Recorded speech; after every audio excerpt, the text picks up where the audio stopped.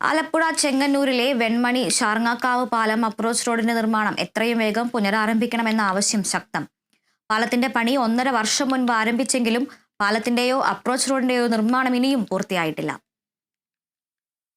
2018 പ്രളയത്തിൽ പ്രദേശത്തുണ്ടായിരുന്ന പാലം തകർന്നതിനെ തുടർന്ന് 2019 ഇവിടെ പുതിയ പാലം അനുവദിക്കുകയും 2020 പൊതുമരാമത്ത് വകുപ്പ് മന്ത്രി PA മുഹമ്മദ് റിയാസ് നിർമ്മാണോദ്ഘാടനവും നിർവഹിച്ചിരുന്നു. പാലത്തിന്റെ അപ്രോച്ച് റോഡിനായി ഇരുകരകളിലുമായി 41 സെന്റ് ഭൂമിയാണ് ഏറ്റെടുത്തിരിക്കുന്നത്. പാലം പണി പൂർത്തിയാകാത്തതിനാൽ പ്രദേശവാസികൾക്ക് 7 കിലോമീറ്റർ അധികം സഞ്ചരിക്കേണ്ട അവസ്ഥയാണെന്നും ward member advocate K Anoop പറഞ്ഞു. അതിന് ഇവിടെ സെന്റിന് ഏതാണ്ട് 1.5 ലക്ഷം രൂപ വിലയുള്ള ഈ പ്രദേശത്ത് 7.5 ലക്ഷം രൂപയാണ് സെന്റിന് നഷ്ടപരിഹാരമായി ഗവൺമെന്റ് കൊടുക്കുന്നത്.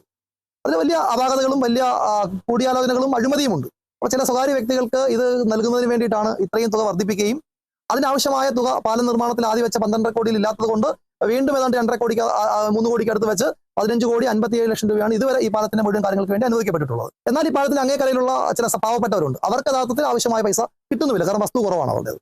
അപ്പോൾ അതുകൊണ്ടാണ് ഈ പാലത്തിന്റെ നിർമ്മാണ പ്രവർത്തനം തടസ്സപ്പെട്ടത്. കഴിഞ്ഞ വിഷുവിന് മുമ്പ് ഇതിന്റെ പണി പൂർത്തീകരിക്കാൻ സൂചിപ്പിച്ചിരുന്നു. ഇന്ന് അടുത്ത വിഷുവായി. എങ്ങനെ ആൾക്കാർ കടന്നു പോകും? എത്രയും വേഗം പണി പൂർത്തീകരിക്കുക എന്നുള്ളതാണ് ഞങ്ങളുടെ ആവശ്യം. അതോടൊപ്പം തന്നെ ഇതിലെ വസ്തുവുമായി ബന്ധപ്പെട്ടുള്ള അഴിമതിയെക്കുറിച്ച് അന്വേഷണം ഉണ്ടാകുകയും വേണം. നിലവിലെ പാലത്തിന്റെ ആറ്റുവ ഭാഗത്തെ അപ്രോച്ച് റോഡിന്റെ അലൈൻമെന്റിൽ മാറ്റം വരുത്തിയതിൽ ജനങ്ങളും ആശങ്കയിലാണെന്നും വാർഡ് മെമ്പർ പറഞ്ഞു. ജനങ്ങളിലെ ആശങ്ക പരിഹരിച്ച് എത്രയും വേഗം പാലം ജനങ്ങൾക്കായി തുറന്നുകൊടുക്കണമെന്നും അല്ലാത്ത പക്ഷം സമരപരിപാടികളുമായി മുൻപോട്ടു പോകുമെന്നുമാണ് പ്രദേശവാസികളുടെയും ജനപ്രതിനിധികളുടെയും നിലപാട്. Kerala vision news, Alappuzha.